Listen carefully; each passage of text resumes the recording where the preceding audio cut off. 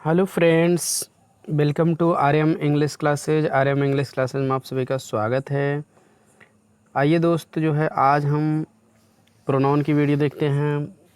तो दोस्तों, इसके पहले मैं वीडियो बना चुका हूँ नाउन के बारे में, पूरा जेंडर वचन सब कुछ बता चुका हूँ। ये वीडियो जो है किसी भी एग्ज़ाम के लिए बहुत यूज़फुल होगी, स्कूल प्लस कॉम्पिटिटिव दोनों के लिए यूज़फुल होगी। इस समय डीएलएड की एग्ज़ाम होने वाले हैं, तो उस डीएलएड की एग्ज़ाम में भी नाउन प्रोनाउन बहुत ज़्यादा आता है, इसलिए और इसके अलावा टेट का भी जो है कुछ दिन बाद पेपर होने वाला है।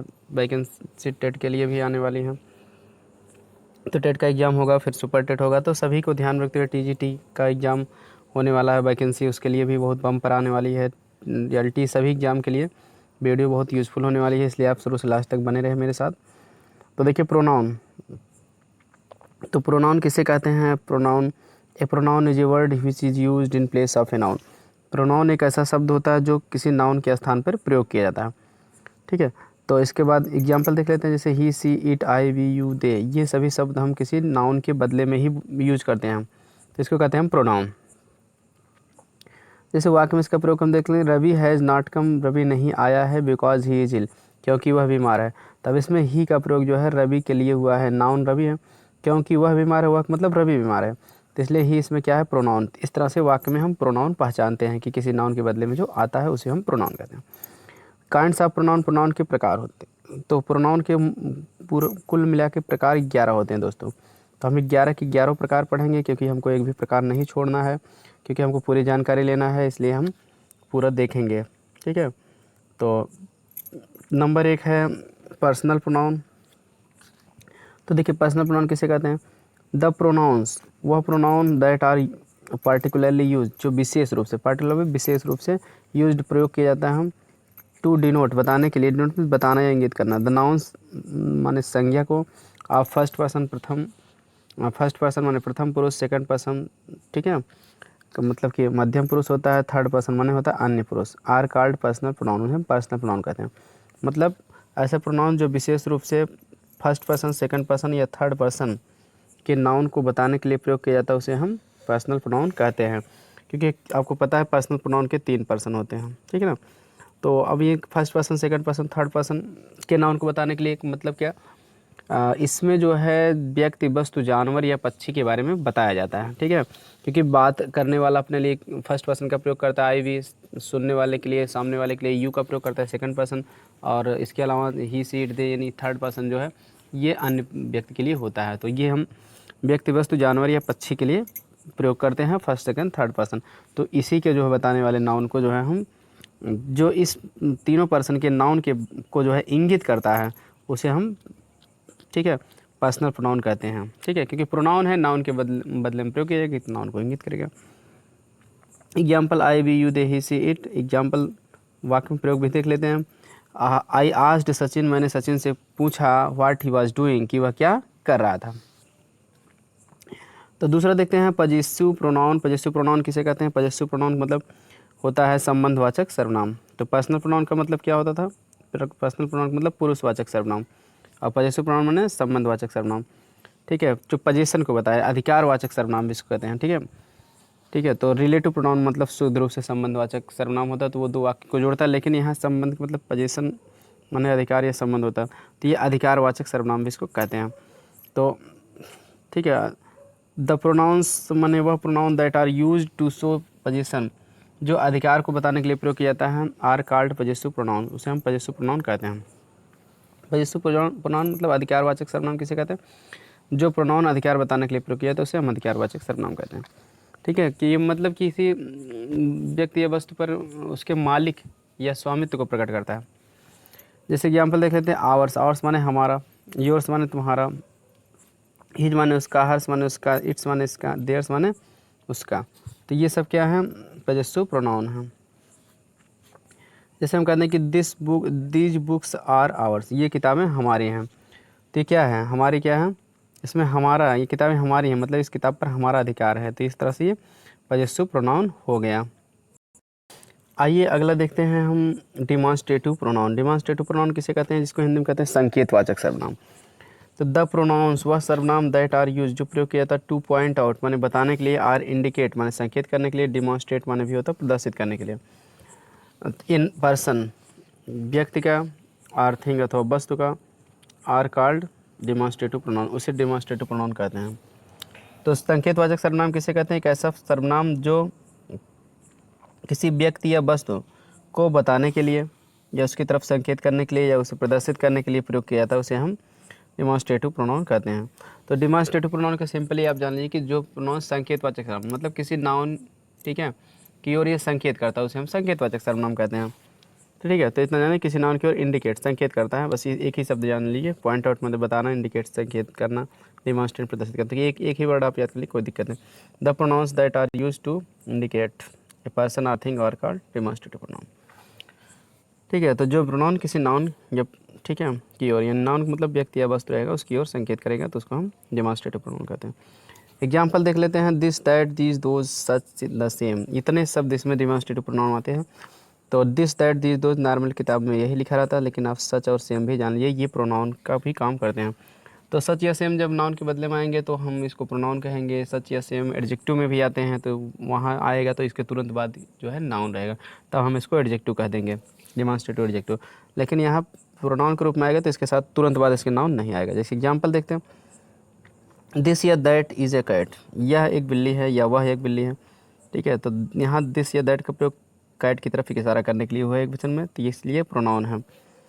ठीक है, दीज या दोज दोनों कह सकते हैं, आर वर्ड्स, वे पक्षियाँ हैं या ये पक्षी हैं, तो ये दीज या दोज का इशारा वर्ड्स की तरफ है। तो संकेतवाचक सर्वनाम, संकेत का मतलब इशारा करना।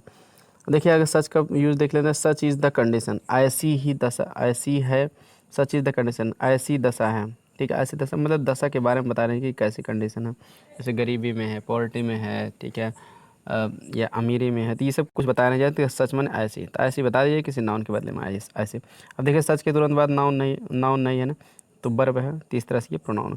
His name is the same as mine, उसका नाम ठीक वैसा है जैसा मेरा है। तो अब यहाँ देखिए द सेम के तुरंत बाद नाउन नहीं आया है, ठीक है, तो इस तरह से ये भी क्या है, प्रोनाउन है। द सेम वैसा ही है जैसे मेरा, तो मतलब बताया नहीं जा रहा कैसा है, तो जिस प्रकार का है, जैसे ब्यूटीफुल है, बिग है, जो भी है, ठीक है, बिग हाउस है, ब्यूटीफुल हाउस, तो जो भी है तो उसके बदले में द सेम लगा दिया गया। तो इस तरह से ये जो है आपके प्रोनाउन हैं। ठीक है, तो अब देख लेते हैं डिस्ट्रीब्यूटिव प्रोनाउन। डिस्ट्रीब्यूटिव प्रोनाउन का मतलब क्या होता है, विभाग सूचक सर्वनाम, तो जिसमें पूरे विभाग की बात की जाए, प्रत्येक की बात की जाए, उसे हम डिस्ट्रीब्यूटिव प्रोनाउन कहते हैं। जैसे एग्जाम मतलब इसका इंग्लिश डिफिनीशन देख लेते हैं, द प्रोनाउंस माने वह प्रोनाउन दैट आर यूज, जो प्रयोग किया जाता है टू शो डिस्ट्रीब्यूशन। डिस्ट्रीब्यूशन मतलब क्या होता है, वितरण या विभाग। ठीक है, तो ऐसा सर्वनाम जो वितरण को प्रकट करता है, वो भी वन बाय वन, एक एक करके। ठीक है, मतलब are known as distributive pronoun, उसे डिस्ट्रीब्यूटिव प्रोनाउन कहते हैं। तो मतलब ऐसा सर्वनाम जो एक एक करके वितरण को बताता है, उसे हम डिस्ट्रीब्यूटिव प्रोनाउन कहते हैं। वितरण मतलब जैसे क्या होता है, जैसे आ गया प्रत्येक मतलब हर एक। जैसे एग्जाम्पल देखते हैं, इसमें डिस्ट्रीब्यूटिव प्रोनाउन में क्या किया जाता है, तो इसमें आता है नोट पॉइंट, देख लेते हैं इसके बारे में। When each either neither are used as pronouns. ठीक है, जब ईच आइदर नाइदर का प्रोनाउन के रूप में प्रयोग किया था। दोस्तों ये प्रोनाउंस है, सी नहीं है, यस है, टाइपिंग मिस्टेक। ठीक है, तो गलती से सी ई लिख लिया था, यस है। ठीक है, when each either neither are used as pronoun, जब ईच आइदर नाइदर का प्रयोग प्रोनाउन सर्वनाम के रूप में प्रयोग होता है, तो दे आर कॉल्ड्स डिस्ट्रीब्यूटिव प्रोनाउन, इन्हें डिस्ट्रीब्यूटिव प्रोनाउन कहते हैं। अब देखिए यहाँ ईच आइदर नाइदर, ये सब क्या है, प्रोनाउन में भी आते हैं, एडजेक्टिव में भी आते हैं। तो सर्वनाम की तरह जब प्रयोग होते हैं तो इनके तुरंत बाद जो है नाउन नहीं रहता। एग्जाम्पल देख लेते हैं हम। ठीक है, तो इस तरह से जान लीजिए distributive, each either neither none any, इतने शब्द इसमें आते हैं। ठीक है, एग्जाम्पल देखते हैं, ईच हैज़ सम रिस्पॉन्स, प्रत्येक के पास कुछ जिम्मेदारियाँ हैं। तो प्रत्येक का मतलब, अब इसमें प्रत्येक की बात की जा रहा है, जितने भी हैं, 2 लोग 4 लोग हैं, सबके प्रत्येक की बात की जा रही है। इस तरह से डिस्ट्रीब्यूटिव मतलब विभाग सूचक या प्रत्येक वाचक भी इसको कुछ विद्वान कहना पसंद करते हैं इसमें, क्योंकि जितने लोगों की बात की जाएगी, पूरे विभाग की बात की जाएगी या प्रत्येक की बात की जाएगी। तो प्रत्येक मतलब one by one. Each has some responsibilities, प्रत्येक के पास कुछ जिम्मेदारियाँ होती हैं। अब यहाँ ईच ऑफ अस, हम में से प्रत्येक कैन रीड इंग्लिश पढ़ सकता है। अब ये नहीं बता रहा है कौन कौन पढ़ सकता है, हम में से प्रत्येक केवल बताया जा रहा है। Take either of these 2 notebooks, इन दोनों कापियों में से कोई भी ले लो। आइदर मतलब दोनों में से कोई एक। नन कैन हेल्प यू, कोई तुम्हारी सहायता नहीं कर सकता है। Any one of these 5 boys में टेक इट, इन 5 लड़कों में से कोई भी इसे ले सकता है। तो इस तरह से, ठीक है, इन सभी का प्रयोग हम वाक्य में देख लिए हैं। 5वां है रेसिप्रोकल प्रोनाउन। रेसिप्रोकल प्रोनाउन किसे कहते हैं, मतलब क्या होता है, परस्परवाचक सर्वनाम। The pronoun that show mutual relation, ऐसा सर्वनाम जो म्यूचुअल रिलेशन मतलब पारस्परिक संबंध को बताता है, एमंग देमसेल्फ, स्वयं के बीच, are known as reciprocal pronoun, उसे रेसिप्रोकल प्रोनाउन के नाम से जाना जाता है। ठीक है, तो रेसिप्रोकल प्रोनाउन मतलब क्या है, आप इसको सिंपली जान लीजिए कि ऐसा प्रोनाउन, ऐसा सर्वनाम जो परस्पर संबंध प्रकट करता है उसे हम परस्परवाचक सर्वनाम कहते हैं। ठीक है ना। तो ये जो भी जितने लोग रहेंगे उसमें आपस में परस्पर संबंध रहेगा, ठीक है, म्यूचुअल रिलेशन रहेगा, परस्पर संबंध, ठीक है, एमंग देमसेल्फ, उनके बीच, are known as reciprocal pronoun. ठीक है, तो ये रेसिप्रोकल प्रोनाउन कहते हैं। चलिए इसका एग्जाम्पल देख लेते हैं हम। रेसिप्रोकल प्रोनाउन में 2 ही प्रोनाउन आते हैं, each other, one another. Each other का प्रयोग हमेशा 2 के लिए होता है, वन अनदर का प्रयोग 2 से अधिक के लिए होता है। जैसे example, Ram and Shyam talk to each other, Ram और श्याम एक दूसरे से बात करते हैं, तो यहाँ ईच अदर लगा है क्योंकि 2 लोगों की बात की। The students should help one another, विद्यार्थियों को एक दूसरे की मदद करनी चाहिए, तो यहाँ 2 से ज़्यादा लोगों की बात की जा रहा है, तो सीधी सी बात है यहाँ वन अनदर लगेगा। The boys help one another, लड़कों ने 10 बॉयज, 10 लड़के हेल्प वन अनदर, एक दूसरे की मदद की है, तो 10 लड़के हैं तो वन अनदर ही लगेगा क्योंकि ईच अदर का प्रयोग 2 के लिए होता है। आइए अब छठवां देखते हैं प्रकार, रिफ्लेक्सिव प्रोनाउन। रिफ्लेक्सिव प्रोनाउन किसे कहते हैं, रिफ्लेक्सिव प्रोनाउन देखिए, the pronouns that turn back or reflect, जो टर्न मतलब वापस, ठीक है, आर रिफ्लेक्ट, ठीक है, बताते हैं, ठीक है, प्रदर्शित करते हैं, रिफ्लेक्ट माने प्रदर्शित करना है, बताना, आर डिनोट अथवा इंगित करते हैं द सब्जेक्ट, कर्ता, ऑफ सेंटेंस, वाक्य के, मतलब वह सर्वनाम जो वाक्य के कर्ता, ठीक है, को प्रदर्शित करते हैं या दर्शाते हैं, आर कॉल्ड रिफ्लेक्सिव प्रोनाउन, उन्हें रिफ्लेक्सिव प्रोनाउन कहा जाता है। उन्हें का रिफ्लेक्सिव प्रोनाउन मतलब होता है निजवाचक सर्वनाम। तो इसमें होता क्या है कि ये जो है कर्ता पर ही जो है प्रभाव पड़ता है, जो भी होगा वाक्य में। जैसे अगर हिंदी डिफिनेशन आप इसको अपने भाषा में ऐसे कहते हैं कि जिस प्रोनाउन का प्रयोग, ठीक है, वाक्य में जो है कर्ता पर ही पड़ना प्रकट होता है, ठीक है, ऐसा प्रोनाउन जिसमें जो है वाक्य में जो कर्ता कोई काम करेगा तो उसका प्रभाव उसी पर होना प्रकट होगा, उसे हम क्या कहते हैं, रिफ्लेक्सिव प्रोनाउन कहते हैं। निजवाचक सर्वनाम, निज मतलब क्या होता है, खुद, मतलब जो भी करोगे आपके ऊपर ही वो आएगा उसका इफेक्ट। तो जिस प्रोनाउन का प्रयोग जो है, ठीक है, कर्ता पर पड़ना प्रकट होता है उसे हम, ठीक है, उसे हम क्या कहते हैं, रिफ्लेक्सिव प्रोनाउन। ठीक है, तो नोट पॉइंट देख लेते हैं। These are made by adding self or self in personal pronoun, ये बनते कैसे रिफ्लेक्सिव प्रोनाउन, पर्सनल प्रोनाउन में सेल्फ या सेल्फ जोड़कर ही बनाए जाते हैं, तो पर्सनल प्रोनाउन में ही बनता है। देखिए एक लेकिन इसमें है एम्फेटिक, इंडिफरेंट प्रोनाउन से भी बनता है वन सेल्फ, और बाकी सब पर्सनल प्रोनाउन से ही बनते हैं। अब देखिए जैसे him self, hid self, her self, सब में सेल्फ, किसी में सेल्फ जुड़ा है जो बहुवचन शब्द है, जैसे योर सेल्फ, देखिए योर सेल्फ एक वचन में भी इसका प्रयोग होता है, सेल्फ भी होता है, योर सेल्फ दोनों सही है क्योंकि एक वचन के लिए योर सेल्फ रहेगा, ज़्यादा की बात की जाएगा योर सेल्फ, और सेल्फ, ठीक है, और सेल्फ बहुवचन है, देम सेल्फ बहुवचन है। तो चलिए देख लेते हैं एग्जाम्पल इसका। आई सा my self in the mirror, मैंने अपने आप को, मिरर मन शीशा, दर्पण, मैंने अपने आप को दर्पण में देखा, ठीक है, तो मैं देखा, स्वयं को ही देखा, तो ये इस तरह से कार्य का, ठीक है, जो प्रभाव होता है कर्ता पर पड़ना प्रकट होता है उसे हम, ठीक है, रिफ्लेक्सिव प्रोनाउन कहते हैं। अब एक बात ये भी जान लीजिए कि रिफ्लेक्सिव प्रोनाउन जो भी रहेगा सेल्फ या सेल्फ फॉर्म, वो वाक्य में हमेशा ऑब्जेक्ट का काम करेगा। जैसे आई सा माई सेल्फ इन द, मैंने स्वयं को देखा, किसे देखा, स्वयं को, तो ये ऑब्जेक्ट की जगह आएगा, वर्ब के बाद आएगा। We taught our self to swim, हमने स्वयं को तैरना सिखाया, किसको सिखाया, स्वयं को। तो इस तरह से ये आपका हो गया रिफ्लेक्सिव प्रोनाउन। सी हर्ट हर सेल्फ, वह स्वयं को चोट पहुँचाए, केस में भी किससे चोट पहुँचाए, स्वयं पर, मतलब जो भी कार्य की, तो निजवाचक का मतलब क्या होता है, उसी पर जो करेगा उसी के ऊपर घूम फिर के आएगा। जैसे वह स्वयं को चोट पहुँचाए, सी हर्ट हर सेल्फ, तो दूसरे थोड़ी पहुँचाए, अपने को पहुँचाए, ठीक है। इम्फेटिक आर इम्फेसाइजिंग प्रोनाउन किसे कहते हैं, the pronoun that are use to emphasize something, ऐसा सर्वनाम जो किसी चीज़ पर जोर डालने के लिए प्रयोग किया जाता है, आर कॉल्ड इम्फेटिक प्रोनाउन, उसे इम्फेटिक प्रोनाउन कहते हैं, ठीक है, जिसको दृढ़ता सूचक सर्वनाम कहते हैं या दबाव सूचक सर्वनाम कहते हैं। जैसे एग्जाम्पल देख लेते हैं, himself, her self, my self, our self. दोस्तों इसमें ये जान लीजिए कि इम्फेटिक प्रोनाउन जो है ये भी रिफ्लेक्सिव प्रोनाउन की तरह ही सेल्फ या सेल्फ जोड़कर पर्सनल प्रोनाउन बनाया जाता है, लेकिन ठीक है, तो इसमें लेकिन थोड़ा सा उसमें अंतर है। तो उसमें क्या था, वर्ब के बाद आता था रिफ्लेक्सिव प्रोनाउन, ठीक है, लेकिन यहाँ क्या है, सेल्फ या सेल्फ फॉर्म उसमें वर्ब के बाद आता है, लेकिन यहाँ हमेशा सब्जेक्ट के तुरंत बाद आ जाएगा। जो भी प्रोनाउन रहेगा जो नाउन रहेगा जिसके लिए आएगा वो तुरंत उसके बाद आ जाएगा। जैसे आई माई सेल्फ सादा थी, मैं स्वयं चोर को देखा। एक वाक्य हम आई सम द थिफ, मैं स्वयं मैं चोर को देखा, लेकिन यहाँ माई सेल्फ सादा थी, मतलब क्या बात पर जोर दिया जा रहा है, एम्फेसाइज किया जा रहा, इसलिए एम्फेसाइजिंग प्रोनाउन या एम्फेटिक प्रोनाउन है। दूसरा है दे देमसेल्फ केम हियर, वे स्वयं यहाँ आए थे। ठीक है, अब यहाँ हुआ क्या कि वे स्वयं यहाँ गए थे, तो देखिए सब्जेक्ट के तुरंत बाद जो है देमसेल्फ आ गया ना। इस तरह से एम्फेटिक प्रोनाउन की यही खासियत है, जो भी सब्जेक्ट रहेगा यानी वाक्य का प्रोनाउन रहेगा तुरंत उसके बाद वो शब्द आ जाएगा, यानी बात पर जोर देने के लिए। अगला इंडेफिनिट प्रोनाउन है। इंडेफिनिट प्रोनाउन मतलब क्या होता है? The pronoun that refers person और थिंग, ऐसा सर्वनाम जो किसी व्यक्ति या वस्तु को संदर्भित करता है इन जनरल वे, सामान्य ढंग से, and does not refer to any person और थिंग इन पार्टिकुलर, और विशेष रूप से किसी व्यक्ति या वस्तु को संदर्भित नहीं करता है, is known as indefinite pronoun, उसे इंडेफिनिट प्रोनाउन के नाम से जानते हैं। अब देखिए इसका एग्जाम्पल देख लेते हैं। ठीक है, तो एग्जाम्पल में है क्या? सम। ठीक है, तो इनडेफिनिट प्रोनाउन का मतलब क्या होता है? इनडेफिनिट माने क्या होता है? अनिश्चय होता है, आपको पता ही है। तो सीधी सी बात है, ऐसा प्रोनाउन जो किसी व्यक्ति या वस्तु के बारे में सामान्य ढंग से कोई निश्चित जानकारी नहीं देगा। ठीक है, उसको हम इनडेफिनिट प्रोनाउन ही कहेंगे विशेष रूप से। ठीक है, तो हर चीज़ अनिश्चित रहेगी। एग्जाम्पल जैसे इसमें कौन कौन से शब्द आते हैं? सम माने कोई या कुछ, अब ये नहीं बताया जा रहा कौन कौन। समबॉडी देखिए इस बनाए, समबॉडी माने कोई व्यक्ति, समवन माने भी कोई व्यक्ति, समथिंग माने भी कोई वस्तु, अगर थिंग रहेगा तो वस्तु, वन या बॉडी रहेगा तो व्यक्ति।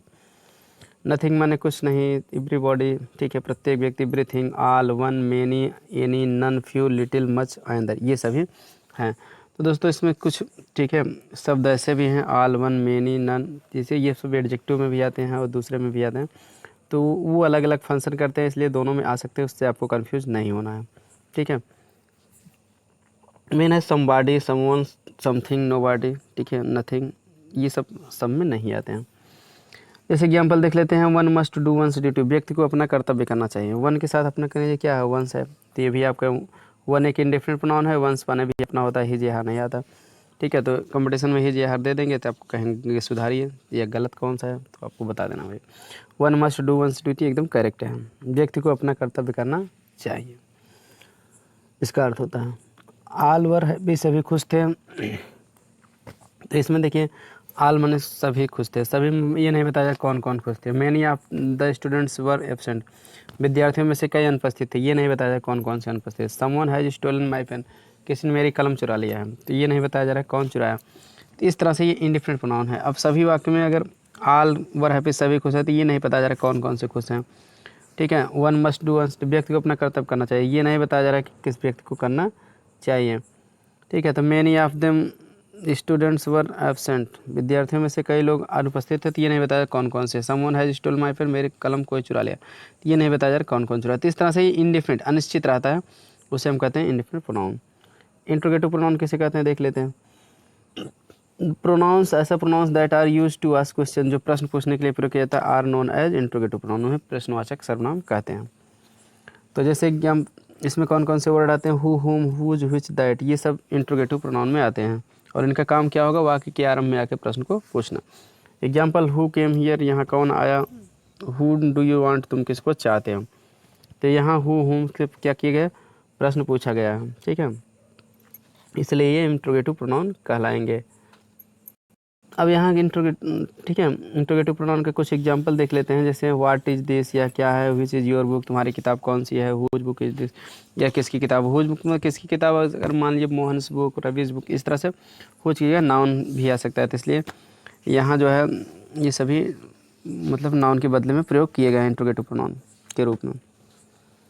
अगला है रिलेटिव प्रोनाउन। रिलेटिव प्रोनाउन किसे कहते हैं? तो the pronoun that is use as a conjunction, ऐसा सर्वनाम जो कंजक्शन के रूप में प्रयोग किया जाता है इन सेंटेंस के वाक्य में। टू कंबाइन, टू मतलब टू कंबाइन तो जोड़ने के लिए। Two or more than two clauses, दो या दो से अधिक उपवाक्यों को, आ सेंटेंस अथवा वाक्य को। क्लाजेज माने उपवाक्य या वाक्य। तो कहने मतलब प्रोनाउन एक ऐसा शब्द है जो ठीक है दो उपवाक्य या दो वाक्यों की अपेक्षा, ठीक है, ठीक है, दो उपवाक्य या वाक्य से और अधिक, ठीक है, क्या करता है? जोड़ता है वाक्य में।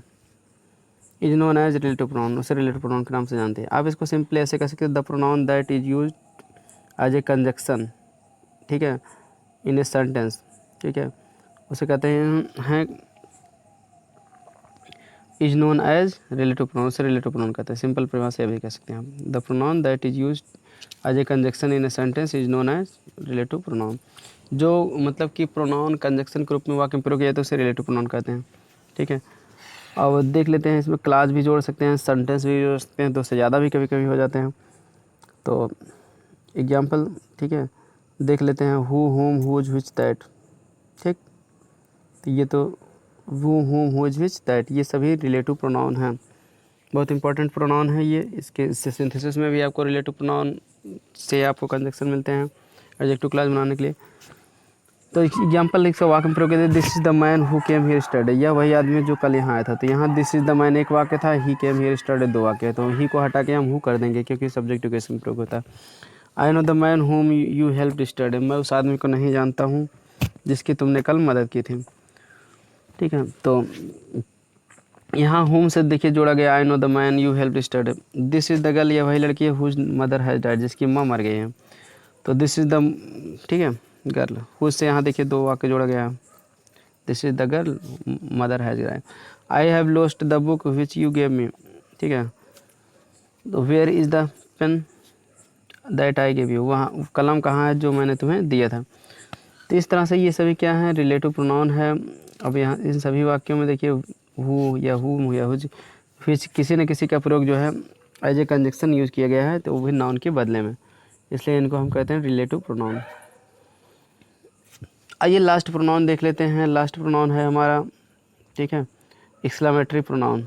तो एक्सक्लेमेटरी प्रोनाउन में होता क्या है, when what is used to express sense of surprise, जब व्हाट का प्रयोग जो है आश्चर्य के भाव को प्रकट करने के लिए प्रयोग किया जाता है, it is called exclamatory pronoun, इसे तब एक्सक्लेमेटरी प्रोनाउन कहते हैं, ठीक है। तो अब एक्सक्लेमेटरी प्रोनाउन कहते हैं, जैसे इसमें एग्जांपल देख लेते हैं, व्हाट ही हैज़ डाइड, क्या वह मर गए, वह मर गया है। व्हाट यू हैव जस्ट, ठीक है, your bag, you have lost your bag, what क्या तुम अपना बैग खो दिए।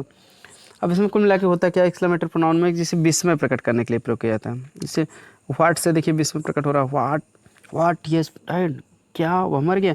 किसी की मरने की खबर सुनते हैं, विश्वास नहीं कर रहते हैं कि जीता जागता था, अभी जल्दी मर गया, तो इस तरह से व्हाट ही हैज़ डाइड, क्या वह मर गया, तो आश्चर्य हो रहा है सुनकर।